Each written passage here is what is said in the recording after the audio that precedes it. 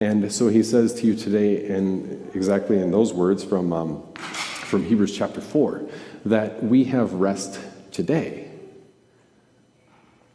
I don't know if you thought about like Sunday morning worship, Wednesday Lenten worship in that particular context. I know I don't a whole lot, because at least for me, it's like, okay, I've got to, it's not the most restful, Sunday isn't typically a restful day for me, if you could imagine. Like the good old joke that is still sometimes kind of funny, that pastor only works 1 day a week, except in Lent, then it's 2 days. I love that one. I'll shake my head no, because I don't. But you think of it, that Sunday morning typically isn't a restful day, at least for me. And maybe it is for you, maybe it's not, I don't know. But for me, I'm thinking through, okay, we've got Bible class. Is Family Bible Hour ready? Are the people lined up for, making sure we have coffee and snacks if we're doing coffee and snacks? Do I know what I'm going to talk about, and does it fit with the text? And is this a clear exposition that people will understand? And at the very least, even if people find it a little boring, do I find it boring?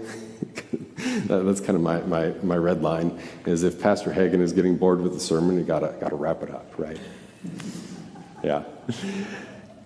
And all that in the back of my mind, I get over here about shortly after 8, and then I'm pulling out of the parking lot about 1:15. Not typically the restful day, but that's exactly what it is. Because the God who proclaims himself and hides the presence of his being, hides his glory, veils his glory so that Moses can tolerate his presence, second commandment. That God commands us to pray and gives us his name out of grace so that we can pray and praise and give thanks, and that he promises to hear it. And at the same time, as we gather in worship, and we have these sacred words of our Lord, he gives rest to you and to me.